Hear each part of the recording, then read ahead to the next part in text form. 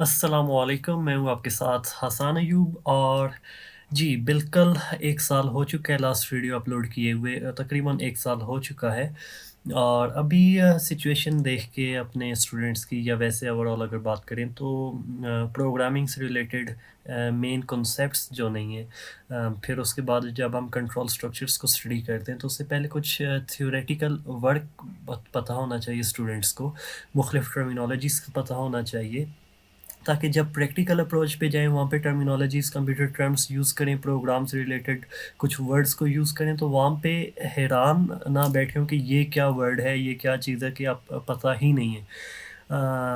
ये इस वजह से सारा ओवरव्यू या गो थ्रू कराने का मेन पर्पस ये है कि हमारे या इवन यूनिवर्सिटीज़ के अंदर भी जब जाते हैं तो कुछ स्टूडेंट्स होते हैं जिनका प्री रिक्विज़िट कंप्यूटर साइंस नहीं होता। साइंस पढ़ी होती है उन्होंने, बायोलॉजी पढ़ के जाते हैं या उनके एंट्री लेवल पे बात करें grade first year, second year तो वो केमिस्ट्री पढ़ के जाते हैं, कंप्यूटर का नॉलेज नहीं होता उनको, टर्म्स और टर्मिनोलॉजीज़ का आइडिया नहीं होता। उनके लिए भी ये एक्चुअली लेक्चर रिकॉर्ड कर रहा हूँ और basically these lectures will be for matric and second year students क्योंकि मैट्रिक के अंदर सी लैंग्वेज पढ़ाई जा रही है और पार्ट 2 के अंदर भी सी लैंग्वेज पढ़ाई जा रही है। तो उनके कॉन्सेप्ट्स को रिवाइज़ करवाया जाएगा पहले 2-3 या मेजर मेजर अगर बात करें तो 4 लेक्चर्स जो होंगे वो थ्योरेटिकल पे होंगे। उसके बाद हम शिफ्ट करेंगे अपना प्रैक्टिस की जानिब, प्रैक्टिकल अप्रोच की तरफ बढ़ेंगे कि प्रोग्राम्स बनाए कैसे जाते हैं, कि उनको रन करके दिखाया जाएगा, ठीक है?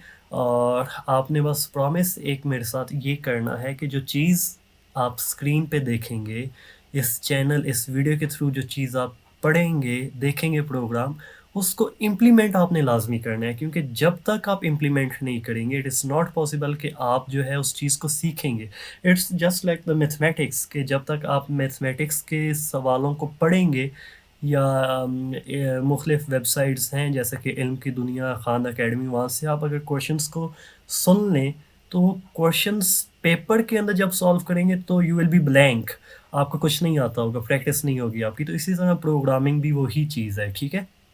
और क्रिटिकल थिंकिंग जो है आपकी that must be strong to make और build logics in computer science. Logics क्या होती हैं?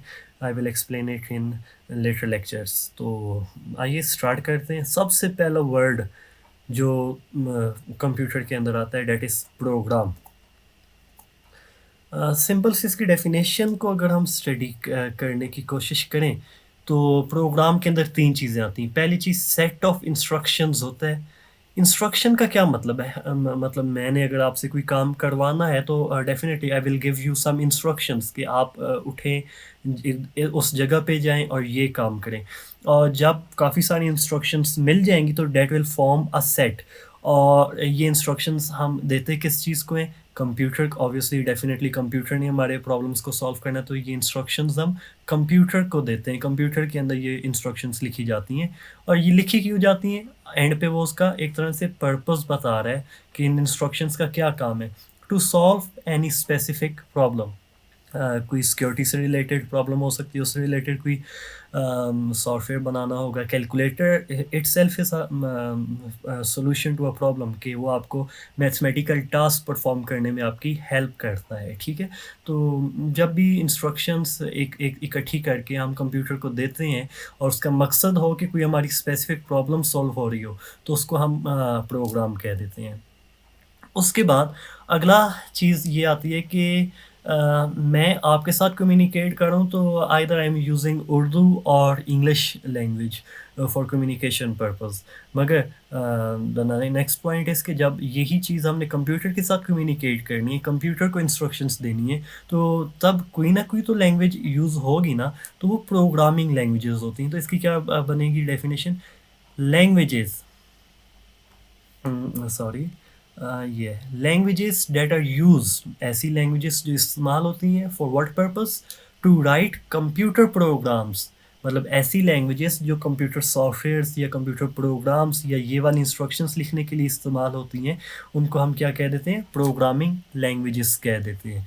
आगे हाँ, जैसे मैंने अभी बताया कि या उर्दू यूज़ करूँगा या इंग्लिश यूज़ करूँगा, आइदर पंजाबी और जर्मन और समथिंग लाइक दैट। तो काफ़ी सारी लैंग्वेजेज़ हमारी हैं नेचुरल। तो इसी तरह कंप्यूटर के अंदर भी लैंग्वेजेज़ की 2 टाइप्स हैं। The first one is low level language and the other one is high level language.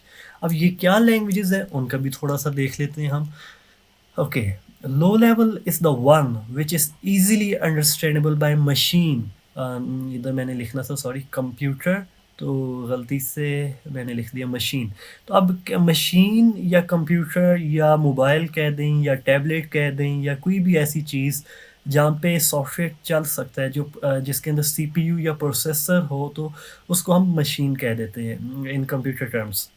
अब ये कहा जा रहा है कि ऐसी लैंग्वेज जो हमारा कंप्यूटर ईज़िली अंडरस्टैंड कर ले, उसे समझ आ जाए कि इसके अंदर क्या इंस्ट्रक्शंस बयान की गई हैं, और दूसरी इम्पोर्टेंट बात कि ये इंसानों के लिए डिफ़िकल्ट हो। लो लेवल लैंग्वेज इंसान ईज़िली अंडरस्टैंड नहीं कर सकते, मगर मशीन्स ईज़िली अंडरस्टैंड कर लेती हैं। आपने नाम सुना होगा बाइनरी लैंग्वेज। बाइनरी लैंग्वेज, या जो आपने पढ़ के आए होंगे शायद, 0 और 1 जो नंबर होते हैं, 0-1 की बेस के ऊपर जो लैंग्वेज होती है, उसे हम लो लेवल लैंग्वेज कहते हैं, ठीक है?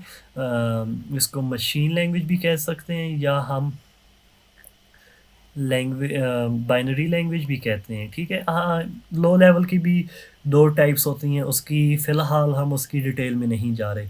अगर कोई इसको देखना चाहता है तो पार्ट 2 की, आईसीएस पार्ट 2 की, I think that is second lecture, उसके अंदर इसको काफ़ी डिटेल के अंदर मैंने एक्सप्लेन किया हुआ है, वहाँ पे आप जाके इनको स्टडी या उसको समझ सकते हैं कि क्या चीज़ें हैं। ओके, मूव करते हैं आगे।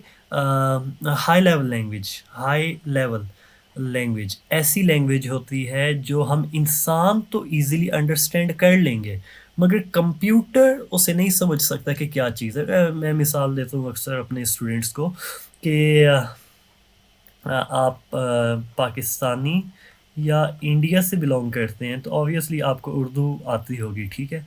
आप चले जाते हैं चाइना, अम, पाकिस्तान का बंदा चाइना नहीं स पाकिस्तानी या इंडियन चाइनीज़ लैंग्वेज नहीं अंडरस्टैंड करता। इसी तरह चाइना का जो पर्सन है, चाइनीज़ है, वो पाकिस्तानी और इंडियन लैंग्वेज को अंडरस्टैंड नहीं कर सकता।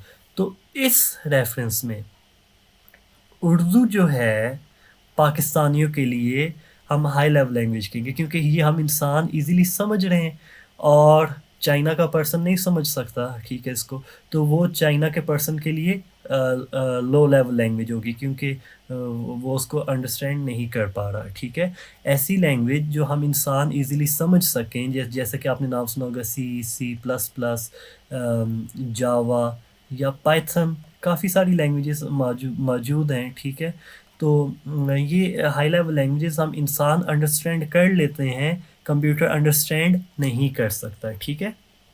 उसके बाद आखिरी चीज़ आती है कि प्रोग्रामर कौन होगा? ऐसा शख्स जो ये कंप्यूटर प्रोग्राम्स लिख रहा है, कंप्यूटर प्रोग्राम्स बना रहा है, उसको हम प्रोग्रामर कहते हैं। और प्रोग्रामर को कोई प्रॉब्लम दी जाती है पहले कि ये प्रॉब्लम है, इसके मुताबिक मुझे इसका सॉल्यूशन निकाल के दो।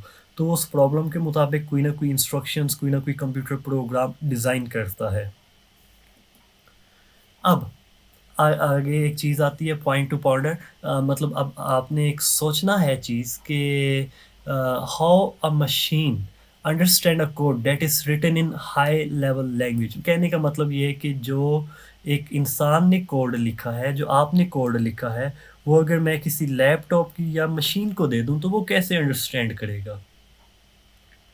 और ये बड़ा इम्पोर्टेंट क्वेश्चन कंसिडर किया जाता है जब इनिशियल कंप्यूटर या प्रोग्राम से रिलेटेड ये चीज़ समझाई जाती है, ठीक है। ओके, जैसा कि लास्ट स्लाइड के ऊपर मैंने आपको बताया कि चाइनीज़ को पाकिस्तानी नहीं आती, पाकिस्तानी को चाइनीज़ नहीं आती, तो वहाँ पे दरमियान में फिर एक ट्रांसलेटर हायर किया जाएगा। मतलब इसका आंसर, इस क्वेश्चन का आंसर भी यही बनता है, ट्रांसलेटर। कि ट्रांसलेटर रिक्वायर्ड होता है जो हमारी हाई लेवल लैंग्वेज कोड को लो लेवल के अंदर चेंज करता है। रिवाइज़ करवा दूँ कि हाई लेवल वो लैंग्वेज होती है जो ह्यूमन, हम इंसान समझ सकते हैं। On the contrary side low level language वो होगी जो कि सिर्फ कंप्यूटर या मशीन अंडरस्टैंड कर सकती है, ठीक है? तो इस वजह से हाई लेवल को लो लेवल में चेंज करने के लिए क्या चीज़ इस्तेमाल होती है? ट्रांसलेटर, ठीक है? अगली चीज़ देख लें, हाई लेवल लैंग्वेज का जो कोड होता है सी या सी प्लस प्लस या पाइथन के अंदर जो आपने कोड लिखा होता है उसको हम सोर्स कोड कह देते हैं। देखते हैं सोर्स कोड क्या है? Source code is the one which is written in high level language. वो आगे नाम मैंने बता दिए, पहले ही हाइलाइट कर दिए। मतलब ये कि हम इंसान जिस लैंग्वेज को समझते हैं उसके अंदर जो कोड, जो इंस्ट्रक्शंस होंगी, उन इंस्ट्रक्शंस को हम सोर्स कोड कह देते हैं। ओके, अब अगली बात ये आती है कि फिर ऐसी इंस्ट्रक्शंस जो लो लेवल लैंग्वेज के अंदर होंगी, उन्हें हम क्या कहेंगे? तो सोर्स कोड के बाद आती है चीज़ ऑब्जेक्ट कोड। तो लो लेवल लैंग्वेज के अंदर जो कोड या इंस्ट्रक्शंस होती हैं, उन्हें हम ऑब्जेक्ट कोड कह देते हैं। ऑब्जेक्ट कोड इंसान खुद नहीं बनाते, ट्रांसलेटर हमारा, ये देखिए नीचे, ये कंपाइलर हमारा एक ट्रांसलेटर ही होता है, ठीक है? ट्रांसलेटर क्या करता है? सोर्स कोड को चेंज करता है, ट्रांसलेट करता है, तो उसके नतीजे में जो फ़ाइल तैयार होती है, उसे हम ऑब्जेक्ट कोड कह देते हैं, ठीक है? तो ओके, ट्रांसलेटर की 3 टाइप्स है, कंपाइलर, इंटरप्रेटर, असेंबलर।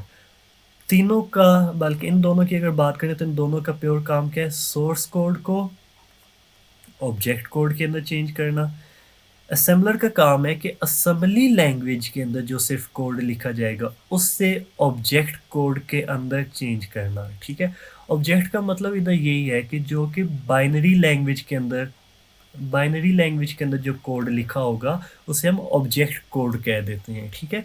ये फिगर के थ्रू आपको समझाने की कोशिश की गई है कि ऑल हाई लेवल मतलब ऑल हाई लेवल का मतलब है वो सी सी शार्प कहते हैं, सी प्लस प्लस कह लें, जावा कह लें, पीएचपी कह लें, पाइथन कह लें, कोई भी हाई लेवल लैंग्वेज आप ले लें, उसका सोर्स कोड जो होगा, उसके अंदर जो इंस्ट्रक्शंस लिखी हुई हैं, वो जब कंपाइलर को देते हैं, तो कंपाइलर उसको ट्रांसलेट करेगा। ट्रांसलेट के बाद वो सोर्स कोड को चेंज कर देता है ऑब्जेक्ट कोड के अंदर।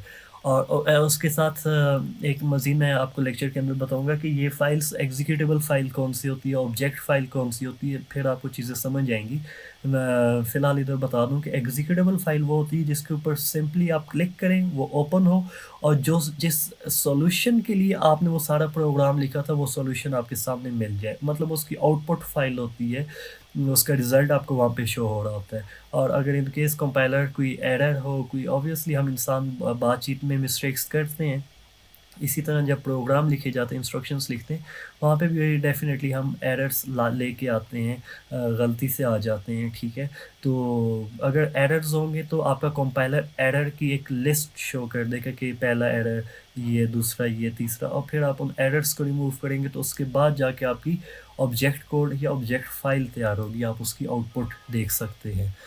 तो आज के लिए बस इतने, ये मेन पॉइंट्स हैं, इनको समझिएगा, इनको याद रखिएगा क्योंकि आने वाले लेक्चर्स के अंदर इनको काफ़ी हद तक इस्तेमाल किया जाएगा, यूज़ किया जाएगा। और अगर आप सीएस या सॉफ्टवेयर इंजीनियरिंग या आईटी की फ़ील्ड में आना चाहते हैं, अगर आपका प्लान है यूनिवर्सिटी डिग्री आप उसमें परस्यू करना चाहते हैं, तो ये concepts they will definitely help you in that field. तो अगर आपका कोई सवाल है या फ़ीडबैक देना चाहते हैं तो कमेंट सेक्शन में अपनी फ़ीडबैक बताएँ, कमेंट बताएँ, और वीडियो पसंद आई हो तो लाइक और सब्सक्राइब कर दें। अगले लेक्चर तक के लिए, अगली वीडियो तक के लिए अल्लाह हाफ़िज़ और अपना बहुत सारा ख़्याल रखिएगा।